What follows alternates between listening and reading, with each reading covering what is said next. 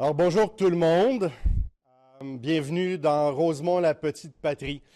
C'est avec beaucoup de plaisir et une pointe d'émotion que j'annonce aujourd'hui officiellement que je suis candidat à l'investiture de Québec solidaire pour Gouin pour les prochaines élections provinciales. Après 15 années comme député néo-démocrate, c'est une sorte de retour à la maison. Il s'agit d'un nouveau défi et en même temps d'une continuité dans mon implication politique comme progressiste, écologiste et humaniste. Il s'agit aussi d'une continuité comme représentant des Montréalais et des Montréalaises, des gens et des habitants de la petite patrie et de Rosemont. Alors pourquoi faire le saut à Québec et pourquoi maintenant? Parce que j'ai été convaincu par le leadership de Sol et de Rouba. Parce que je vois leur travail depuis des années, parce que j'ai eu avec eux des luttes, des manifestations, des discussions approfondies, sérieuses, sur l'avenir du Québec.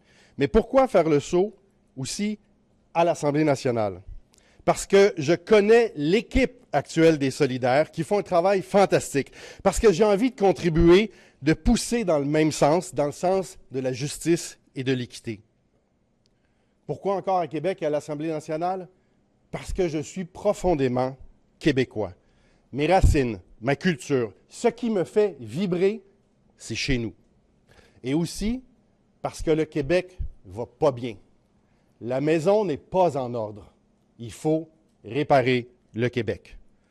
Notre obsession nationale, ça devrait être d'offrir un toit à tout le monde. Notre obsession nationale, ça devrait être de faire épanouir nos enfants dans les meilleures écoles au monde, de soigner ceux qui souffrent dans les meilleures conditions possibles, de prendre soin de ceux et celles qui prennent soin de nos proches, de protéger notre environnement et nos écosystèmes pour des générations à venir, refuser que des parents soient aux prises avec un frigo vide. Notre obsession nationale, ça devrait être d'offrir une vie digne à chacun et chacune d'entre nous. La dignité devrait être notre maître mot. Je le répète, la dignité devrait être notre maître mot. Dans plusieurs films, on entend en anglais « No one left behind ». On ne laisse personne derrière, on laisse tomber personne. Mais pourquoi c'est une valeur glorifiée dans des films, mais pas dans la vie? On vient de recenser plus de 12 000 personnes en situation d'itinérance au Québec. C'est grave. Et c'est sans compter l'itinérance invisible. Les gens qui sont des colocs de force ou qui dorment dans leur voiture. Les femmes qui restent à la maison, même si c'est dangereux pour elles ou leurs enfants, parce qu'il n'y a plus de place dans les centres d'hébergement.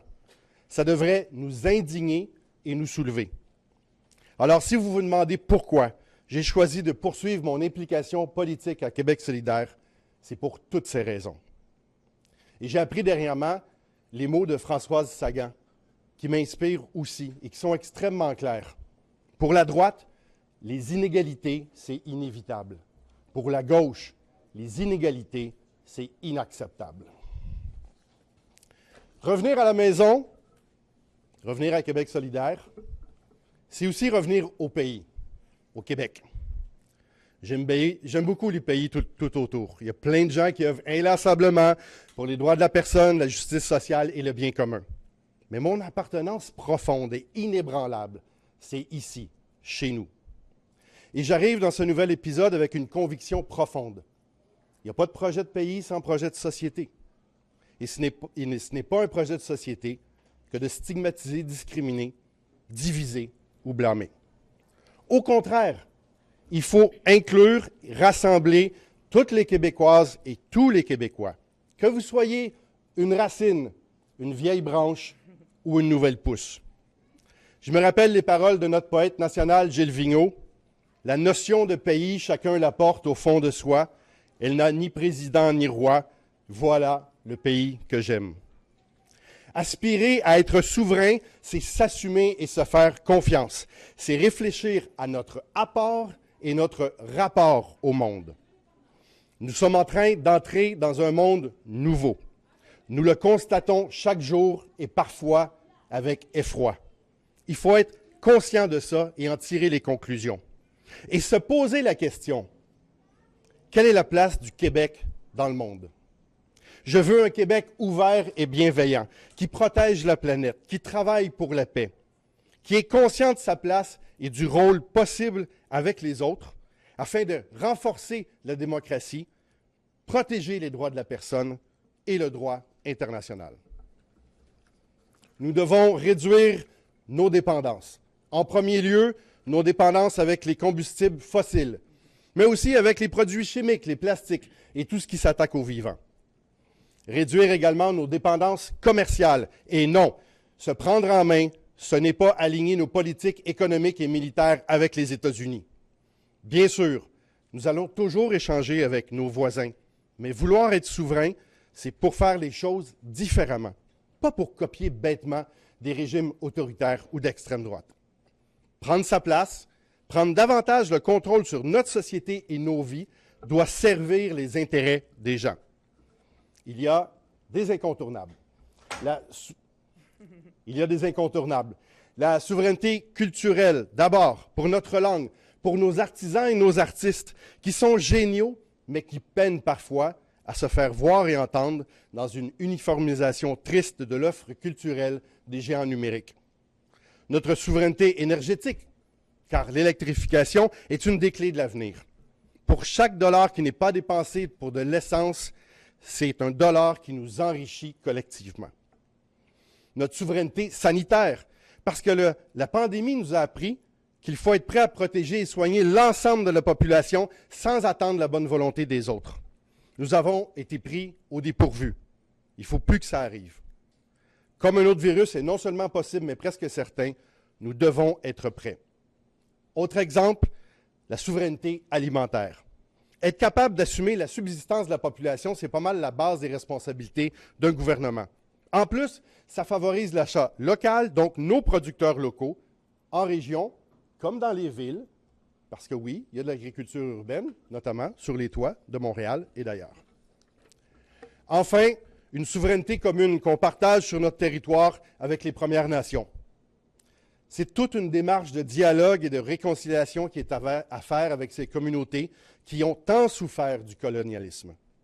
Ce sont des grands chantiers, mais des chantiers nécessaires et même profitables, comme la construction de logements sociaux, étudiants ou coopératifs avec notre main-d'œuvre et les produits d'ici, les matériaux d'ici. Ce serait un formidable outil et levier de développement social et économique, tout en répondant aux besoins des gens et en réduisant les inégalités. Il y a tant à faire. Nous en avons les ressources et la capacité. Nous devons saisir les occasions, parfois les provoquer, pour améliorer la vie des Québécoises et des Québécois. Enfin, il faut aussi changer la façon dont on parle de nous-mêmes. Certains veulent nous enfermer dans un statut de victime, d'éternel menacé, fragile, où il faudrait avoir peur de l'autre. Je pense que nous sommes quelque chose comme un grand peuple. Un peuple métissé, serré, comme le dit Boucard. Je pense que nous sommes capables de grandes choses, notamment en créant des œuvres originales et uniques au monde, en créant aussi un bout de monde où il faut faire bon vivre et un bout du monde qui pourrait être un exemple pour le reste de l'humanité. Notre proposition, c'est d'aimer le Québec tel qu'il est aujourd'hui, le Québec actuel avec toute sa diversité et toute sa richesse. C'est rassembler le plus largement possible afin de réaliser nos espoirs d'un monde meilleur. Merci. Je passe la parole à Rouba Ghazal. Merci. Merci beaucoup, Alexandre. Quel discours inspirant. Merci, merci infiniment. Vous ne pouvez pas savoir à quel point je suis heureuse d'être ici, accompagnée de Sol pour vous faire cette belle annonce. Écoutez, ça doit faire des mois qu'il n'y a pas une seule entrevue, il n'y a pas une seule prise de parole sans que vous me demandiez « Coudon, quand est-ce qu'il vient, Alexandre? » Eh bien voilà, votre patience est récompensée. Il est ici avec vous et avec nous. Et je dois vous avouer que moi aussi, j'avais très, très hâte de faire cette belle annonce. Alexandre, c'est pas juste un homme politique connu, mais c'est aussi un ami personnel de longue date. On se connaît depuis la fondation de Québec solidaire. On fait partie des membres fondateurs en 2006. Lui, il était à l'Union des forces progressistes. Moi, j'étais à Option citoyenne. Et lui et moi, on se retrouve aujourd'hui autour de cette conviction qui est très simple, hein? le Québec a besoin, plus que jamais, d'une gauche assumée, indépendantiste, écologiste, une gauche qui propose des solutions pour répondre aux besoins quotidiens des gens, sur le coût de la vie, sur le prix des loyers, l'accès à la propriété, mais aussi une gauche ambitieuse qui construit un projet de société inspirant pour notre avenir. Au-delà des convictions profondes, il y a aussi la personne. N'importe qui connaît Alexandre sait à quel point il est aimable. C'est vraiment ce qu'on dit un bon monsieur, une bonne personne fondamentalement. Mais au-delà de ça, t'es d'accord? Oui. T'es d'accord? Oui, c'est bon. C'est aussi un homme humble. Alexandre, c'est un homme d'exception. Il est devenu le symbole d'une gauche qui résiste, qui dure, d'une gauche qui gagne. Et c'est pas un hasard, hein? Il est vraiment là pour les gens et pour les raisons fortes de faire de la politique. Pas de la petite politique, puis les petites chicanes et tout ça. Les vraies raisons pourquoi on devrait s'engager en politique. C'est des politiciens comme Alexandre dont le Québec a besoin. Des gens qui ont cette capacité-là à garder les deux pieds sur terre, hein, d'être groundés, comme on dit en bon français. C'est pour ça, d'ailleurs, que je l'ai approché, parce que je sais qu'il fera un excellent député solidaire, parce que c'est le genre de personne dont on a besoin pour gouverner le Québec. Je peux vous dire que de l'amener ici avec nous, ça n'a pas pris une seule conversation. Hein? Ça fait longtemps qu'on crouse, Alexandre. Ça fait longtemps dans nos rangs qu'on espérait son retour ici dans la maison. Et aujourd'hui, je suis vraiment très heureuse et très fière de me tenir à côté de lui et de te dire, Alexandre, officiellement, re-bienvenue dans la maison, re-bienvenue chez toi. Chez toi, évidemment, à Québec solidaire, mais chez toi aussi, ici, dans Gouin. Gouin, c'est pas une circonscription comme une autre pour Québec solidaire, ni pour le Québec de façon générale. C'est ici que des politiciens hors du commun, comme Françoise David, comme Gabriel Nadeau-Dubois, ont montré qu'il était possible de faire de la politique en la transformant et en changeant vraiment les choses pour les gens. Une politique humaine, une politique proche des gens, une politique rigoureuse. Alexandre s'inscrit parfaitement dans cette tradition qu'on a partie ici dans Gouin parce que c'est aussi la marque de son travail à Ottawa. Comme député progressiste, il est allé chercher plusieurs gains pour améliorer la vie des gens qui travaillent fort et qui sont eux et elles qui font marcher l'économie réelle, les travailleurs et travailleuses, notamment, par exemple, avec une loi anti-briseur de grève. C'est le genre de personne remarquable qui formera l'équipe que je veux présenter aux Québécois et Québécoises, des personnes qui ont l'envergure d'être ministres dans un gouvernement solidaire. Oui, peut-être que vous êtes étonnés. Moi, je suis très, très fière de dire et de vous affirmer haut et fort que je veux former le gouvernement. Présentement, on regarde l'offre politique. Les autres partis à droite proposent toujours les mêmes solutions en espérant avoir des résultats différents. C'est la définition de la folie, hein? Quelqu'un a déjà dit ça. C'est quoi les solutions qu'ils proposent? Privatiser encore plus la santé, laisser les promoteurs immobiliers décider pour le logement, exploiter nos ressources sans vision à long terme, réduire toujours les dépenses sans jamais regarder la colonne des revenus. Ça fait 30 ans que ces partis qui ont formé le gouvernement tour à tour font les mêmes mauvais choix politiques. Moi, je refuse que ça soit une fatalité, puis je ne suis pas la seule. Alexandre, Sol et tous les solidaires, on refuse que ces solutions-là, ce qui a été proposé par ces vieux partis-là, par ces gouvernements-là, soit une fatalité. Il est possible d'avoir un système de santé efficace où les patients ne payent pas 2 fois pour être soignés, une fois avec leurs impôts, puis une autre fois en sortant les cartes de crédit. C'est possible pour un gouvernement de contrer la crise du logement en contrôlant les prix par un État qui intervient pour protéger les gens. C'est tout à fait possible aussi de soutenir le communautaire qui prend soin de notre monde sans que les gens qui y travaillent soient continuellement en mode survie.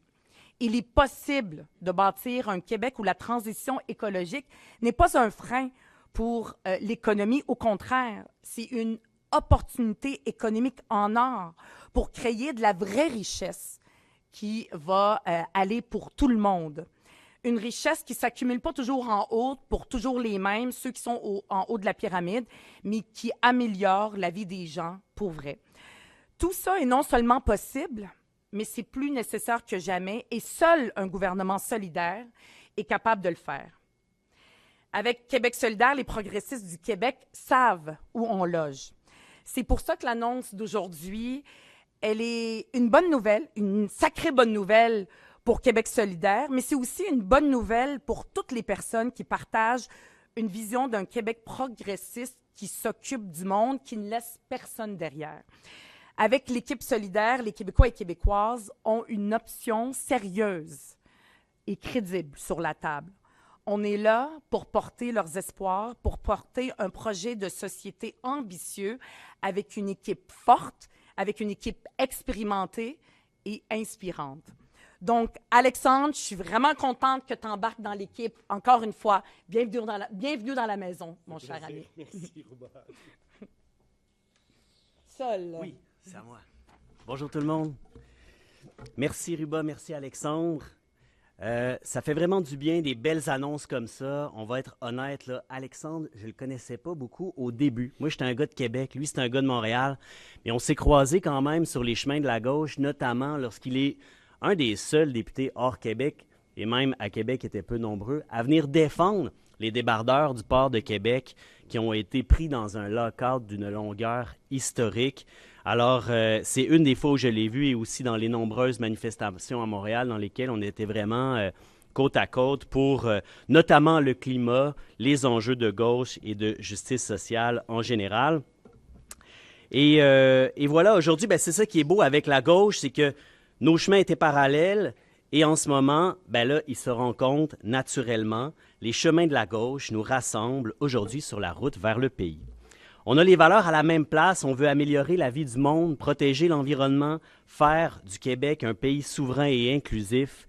Et puisqu'on est là-dessus, adressons l'éléphant dans la pièce. Oui, oui, Alexandre est extrêmement souverainiste, OK? Donc, il a fait campagne pour le oui en 1995, il a milité à l'Union des forces progressistes, puis à Québec solidaire, deux partis qui ont mis la souveraineté au cœur de leur action et de leur programme politique. Et on va se le dire, il a passé 15 ans à voir les échecs et les reculs d'Ottawa sur tous les sujets importants. Il est un des mieux placés pour témoigner à quel point on devrait quitter le Canada et faire du Québec un pays. D'ailleurs, je suis assez fier de pouvoir vous le dire aujourd'hui, Alexandre Boulris, à Québec solidaire, c'est une des plus belles prises pour le camp souverainiste en vue des prochaines élections. En fait, je dirais jusqu'ici la plus belle prise, sans l'ombre d'un doute. Et à ce titre, quelle meilleure illustration de la faillite du système canadien. Alexandre est la preuve vivante de ce qu'il était possible de faire pour une force de gauche à Ottawa, mais surtout des limites de ce qu'on peut faire dans ce pays-là. On le voit encore avec Mark Carney et ses reculs sur l'environnement. Défendre l'environnement, ce n'est pas juste une valeur progressiste, c'est l'enjeu du siècle. Réussir la transition de nos sociétés, de nos économies, ce n'est pas un choix politique qu'on a le luxe de faire ou de ne pas faire. C'est une exigence absolue. C'est l'impératif de notre temps et je sais à quel point Alexandre est à la même place. Et qu'est-ce qu'on voit à Ottawa? Bien, pas seulement de la stagnation sur la question de l'environnement, mais des reculs qui sont majeurs. On voit le retour en force des intérêts spéciaux des pétrolières de l'Ouest contre les intérêts du Québec. C'est aussi pour ça que j'accueille aujourd'hui à bras ouverts Alexandre à Québec solidaire. Parce que si on veut être sérieux sur la question environnementale, on doit être souverain. Si on veut être sérieux sur la question sociale, on doit pouvoir choisir ce qu'on fait avec nos finances. Si on veut être ambitieux avec nos services publics, on doit être maître de nos choix. Et si on veut être souverain, on doit ramener tout le monde autour de la table. Pour toutes ces raisons, je suis extrêmement content de voir Alexandre revenir à la table solidaire et j'ai bien hâte de partir en campagne avec lui.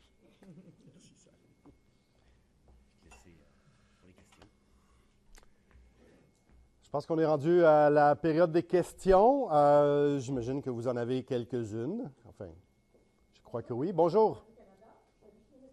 Oui, pour que je sois dans la bonne... Okay. On vous avait dit d'ores et déjà que vous étiez nationaliste souverainiste. Il n'y a pas un écart, un grand écart entre passer du NPD à Québec solidaire. Pourquoi? Elle est où la logique?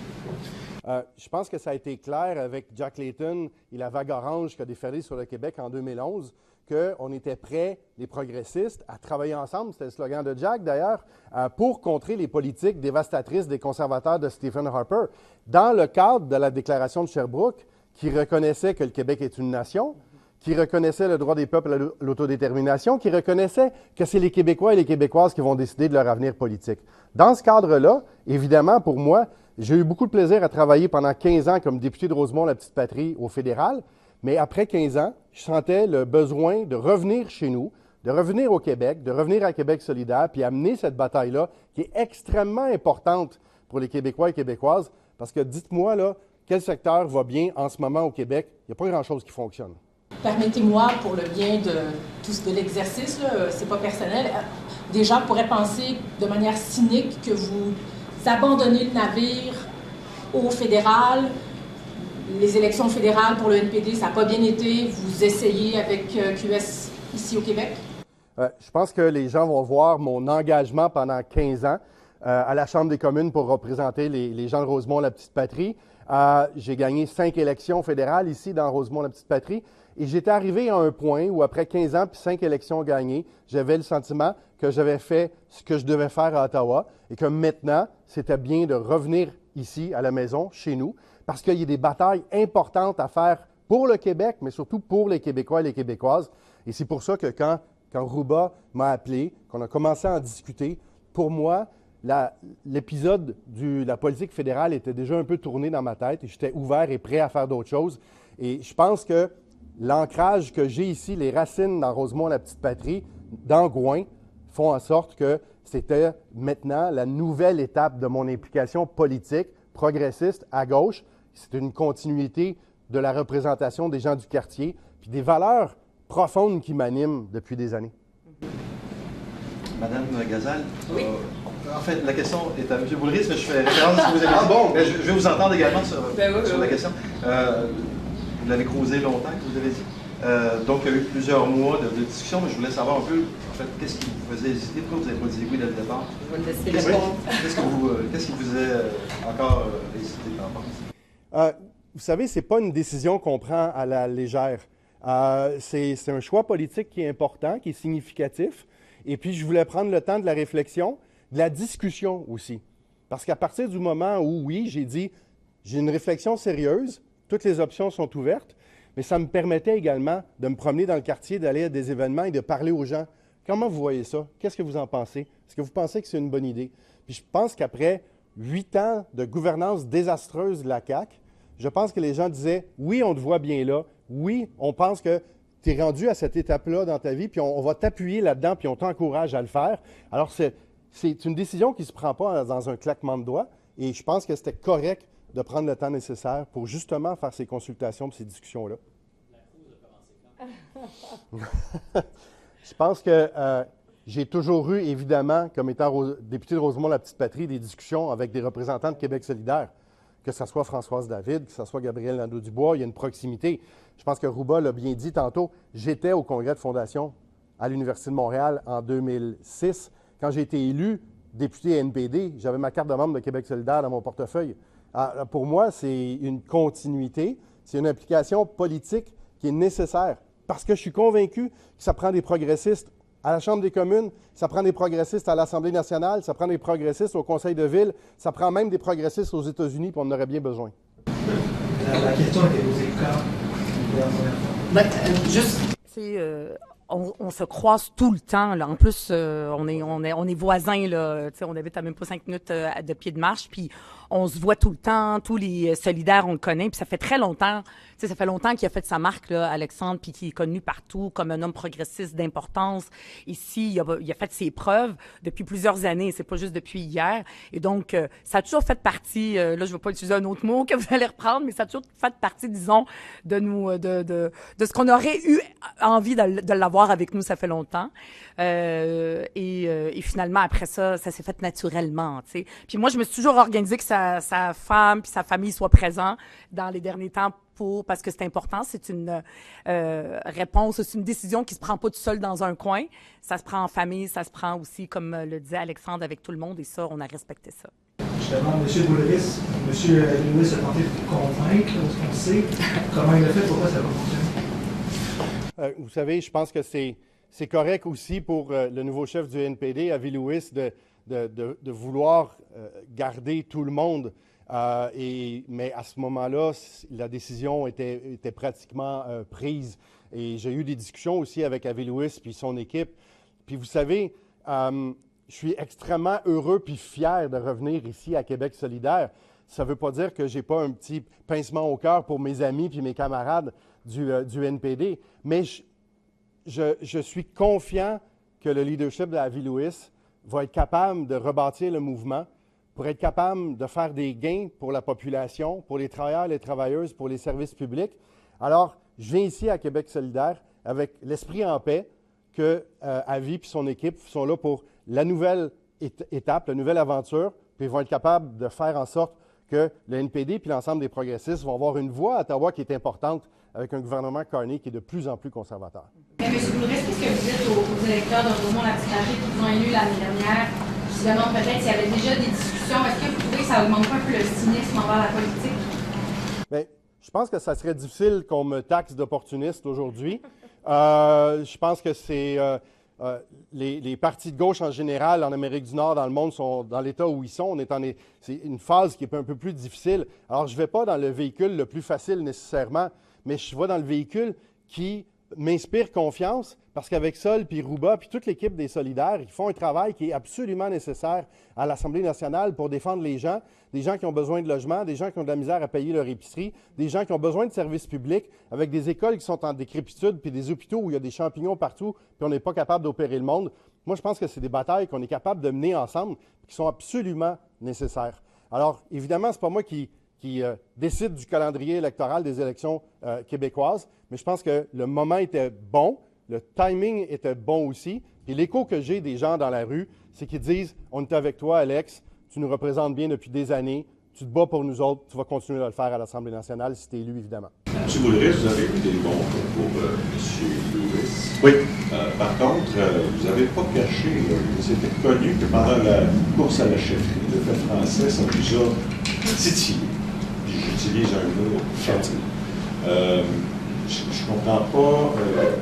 Je suis curieux de savoir jusqu'à quel point cette disparition-là du français, de la course à la chefferie, et votre disparition à vous-même, qui êtes le seul francophone du NPD, à quel point ça a joué dans votre décision? Je ne serai plus sur la scène fédérale, mais je ne disparais pas, faites attention. Je reste ici dans le quartier avec le monde que je représente depuis des années, puis très fier de faire partie avec les couleurs de l'équipe des Solidaires. Effectivement, la place et la qualité du français pendant la course au leadership m'a agacé, disons, utilisons ce mot-là. La qualité n'était pas là, et puis je pense que je me suis exprimé plusieurs fois sur cette question-là, mais je pense que Avi Lewis a un leadership qui est clair, inspiré des propositions du maire de New York, M. Mamdani, puis des propositions que les Solidaires aussi on porte en ce moment, qui répondent aux besoins des gens, qui est ça qui est le plus important. Puis je lui souhaite la meilleure des chances, puis je sais qu'il va faire tous les efforts nécessaires. Je sais qu'il s'en vient au Québec. Il va être en immersion cet été. Puis, il prend cette question-là extrêmement au sérieux. Ce n'est pas parce que j'étais déçu pendant la course au leadership que Avi Lewis n'est pas conscient de la nécessité d'avoir une bonne qualité de français pour aller chercher l'appui des Québécois et Québécoises. Mais ça, c'est son combat à lui et l'équipe néo-démocrate à Ottawa. Moi, maintenant, je vais me concentrer sur mon travail de député de Rosemont-Petite-Patrie et sur le travail de préparer les prochaines échéances électorales et de gagner l'investiture de Gouin, parce qu'il ne faut pas oublier qu'il faut faire ça aussi. Hein. Mais si vous voulez préciser là-dessus, vous demeurez député néo-démocrate de Rosemont-Petite-Patrie jusqu'à... À partir de cet après-midi, le président de la Chambre des communes va être informé que je quitte le caucus du NPD. Je vais désormais siéger comme indépendant. J'ai reçu un mandat des gens de Rosemont-la-Petite-Patrie pour les représenter. Je vais les représenter le plus longtemps possible. Et c'est possible de le faire comme député indépendant. Évidemment, à l'aube ou à la veille des échéances puis des élections québécoises, je vais remettre ma démission à ce moment-là. Mais j'ai encore du travail à faire à la Chambre des communes puis au Parlement. Les gens m'ont demandé de le faire. Je vais continuer à le faire. Puis, j'ai déjà des questions prévues à la période des questions et je vais continuer pendant les semaines qui restent de la session parlementaire à faire mon travail de représentant des gens de Rosemont-la-Petite-Patrie. J'aimerais que vous clarifiez quand vous dites que certains nous enferment dans la crainte. Qui ça? Je pense que, comme disait ma grand-mère, quand le chapeau te fait, tu le mets. Les gens vont se reconnaître. Aujourd'hui, on annonce une nouvelle qui est une bonne nouvelle pour moi, je pense une bonne nouvelle pour Rouba Pissol, qui est une bonne nouvelle pour les solidaires puis la gauche québécoise en général. Le jour viendra où je pourrai préciser ces propos-là. Pour l'instant, je pense qu'il y a des gens qui vont se reconnaître. Monsieur Boulris, savez-vous si Abbé Louis va se présenter dans votre circonscription? C'est une décision qui lui revient. J'en ai aucune idée pour l'instant. C'est lui, son équipe, qui va prendre la décision. Je ne pense pas qu'aucune décision a été prise en ce moment. C'est pas un peu contradictoire d'avoir défendu des politiques de Justin Trudeau qui empiétaient sur les compétences provinciales, par exemple l'assurance dentaire, toutes les politiques qui ont été mises en place qui touchaient la santé. Puis d'arriver à Québec maintenant, vous allez devoir revendiquer les champs de compétences du Québec. Bien, je pense que si ça avait été une priorité pour la CAQ de soigner les gens comme il faut, on le saurait. Je pense que s'il avait voulu avoir un programme de soins dentaires, il aurait pu le faire, mais il ne l'a pas fait. Ma priorité, c'est de travailler pour le monde, travailler dans l'intérêt des gens. Et il y a des centaines de milliers de personnes au Québec depuis des années qui n'étaient pas capables de se payer le dentiste. C'est presque 1 million de Québécois et Québécoises qui se sont fait payer le dentiste grâce au travail des progressistes à la Chambre des communes. Moi, j'en suis extrêmement fier. Puis il y a des gens qui me remercient toutes les semaines du travail qu'on a accompli là-bas, où on a été capable d'aller chercher de force des concessions dans l'intérêt public, des gens qui disent « Merci, M. Boulris, grâce à vous, j'ai été chez le dentiste. Ça faisait 10 ans, 12 ans que je n'y avais pas été, et puis parce que je n'étais pas capable de me le payer. » Alors, aujourd'hui, je suis comme « Oui, on a travaillé dans l'intérêt des Québécois et Québécoises. On l'a fait avec le projet de loi, la loi anti-briseur de grève, qui était une revendication historique du mouvement syndical québécois que les conservateurs et les libéraux avaient toujours refusé, où il a fallu aller leur tordre le bras pour le faire. On a un régime qui fait en sorte qu'il n'y a pas de briseur de grève au Québec depuis 1977. Ça faisait 50 ans qu'on n'était pas capable d'aller chercher ça pour des centaines de milliers de travailleurs et de travailleuses. On le fait. J'en suis extrêmement fier. Alors aujourd'hui, je m'en vais dire, j'amène cette fougue, cette énergie et ces valeurs-là dans l'équipe solidaire pour être à l'Assemblée nationale, mener ces combats-là dans une perspective québécoise. Dernière question. On a parlé de vos raisons de venir au sein du Québec solidaire. J'aimerais mieux comprendre vos raisons de départ. Quelles sont vos frustrations avec le NPD que vous pensez que vous pouvez faire plus de différence à Québec solidaire? C'est une nuance qui est importante. Merci de la question. Ce n'est pas un désaveu de la place des progressistes à Ottawa puis de la nécessité de combattre le gouvernement Carney et le parti de Pierre Poilievre. C'est une volonté de ma part de revenir à la maison, de revenir au Québec, de faire les batailles sociales et nationales et culturelles et linguistiques dans l'intérêt de l'ensemble des Québécois et des Québécoises.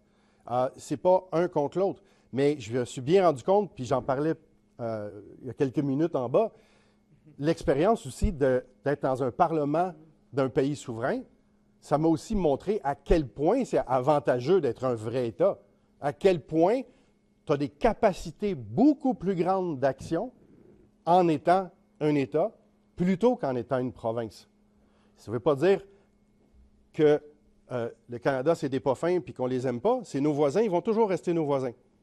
Mais cette nécessité-là d'avoir l'ensemble des outils pour être capable d'agir et pas tout le temps se marcher sur les pieds, puis de négocier continuellement des accords qui peinent à venir et qui nous retardent continuellement, ça m'a fait réaliser que c'était important d'être à l'Assemblée nationale puis de travailler avec le programme puis le projet de Québec solidaire. Question suivie. Il y a un moment où il y avait 59 députés élus au Québec. Vous étiez le seul majorité. Qu'est-ce que vous avez fait à chaque élection que les autres 58?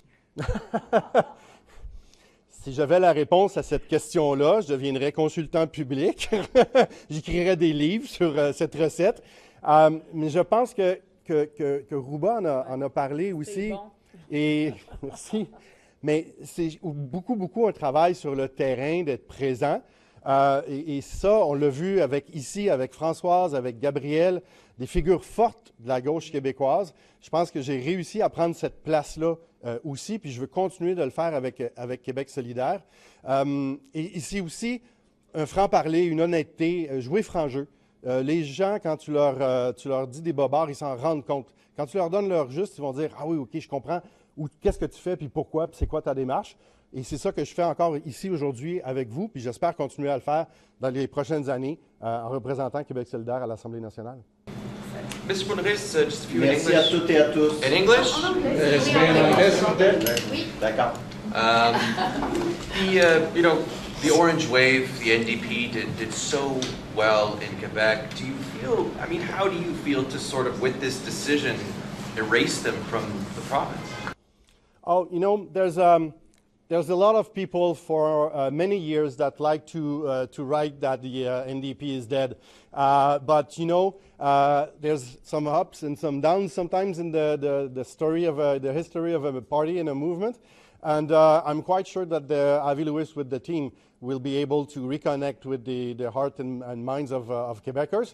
But right now, my responsibility and my action will be to get elected at the Assemblée nationale with the team of Rouba and Sol and the entire team of the Solidaires. And I hope there will be some progressists or left-wing people in the Parliament of Canada. And we'll be happy when Quebec will be sovereign to work with them for a better North America and a better world. The Quebec Solidaire is not polling very well recently. It's another election where people wonder if the team could get even smaller. Like, why join this team now? Because I'm not doing my political action with polls. When I ran the first time in 2008 with the NDP, it was not because I was sure to be elected as a member of parliament. Quite the opposite. I finished third here in the riding. So I'm making those choices because I believe in it.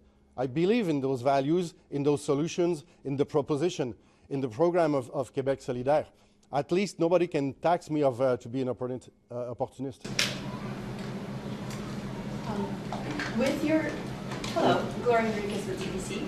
With your departure from the NDP, you'll be removing the only Quebec voice from that caucus. What do you say to your constituents who wanted to have you there representing them? I'm staying here in the neighborhood. I will continue to work for you, to vote in your best interest, but in another parliament, at the Assemblée nationale, who really needs a strong Solidaire team, because we saw the destruction of public services and the attacks against the right of the workers by the government in the last 8 years, and the failure of those policies and right-wing conservative policies. We need more left-wing people and progressive in all the parliaments, and I will continue to do that for the people here in the riding, but at the Assemblée nationale. Dernière question en anglais. You're going to the provincial parliament right now after running. What are your expectations heading there? Because you held so many big files as a spokesperson at the NDP level. So there's already two spokespeople at the party level. What are your expectations that you're going to do there? We need a big team of Solidaires at the Assemblée nationale. And with the big team, and I hope to be in power, and Rouba as the Prime Minister of Quebec, to work in the interests of Quebecers for public services, for women's rights, and for workers' rights. I will continue to do that, and I will take the responsibilities that Rouba and Sol will be giving me at the time when the time will come. We'll discuss after. Yeah, it's a little bit early to talk about that. First, I will win the nomination here. After that, there will be a general election in Quebec in the fall, and I'm going to work really hard to put Québec solidaire in the best position to win those elections and to elect the maximum of Solidaires at the Assemblée nationale. Madame Gazal or Mr. Zanetti, what do you think this does for the party and its hopes in the upcoming election? Well, it's a very good and important news, not only for Québec solidaire, but also for Quebecers. We need progressive people like Alexandre with his quality. He did so much for the people here in this riding. And he will continue also to do if he is elected in October. This is what we need. You see, Alexandre, the quality of the team of Québec solidaire that we are offering to the people. We will have other announcements. I will not say it today. and it's with people and a team strong and competent like Québec Solidaire, which is now Alexandre is part of it, that we will make our more and more, we will win more and more, and we will grow our party in the next election. I'm sure of that. Tu veux dire quelque chose? Non, c'est bon. Ouais. Okay, Yeah. if you want to say something. Well, I think that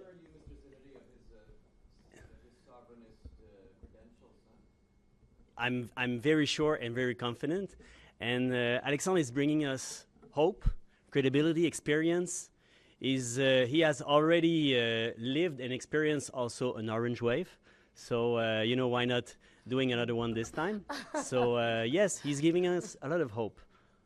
Thank you. Thank you. Merci. Merci. Merci Alexandre.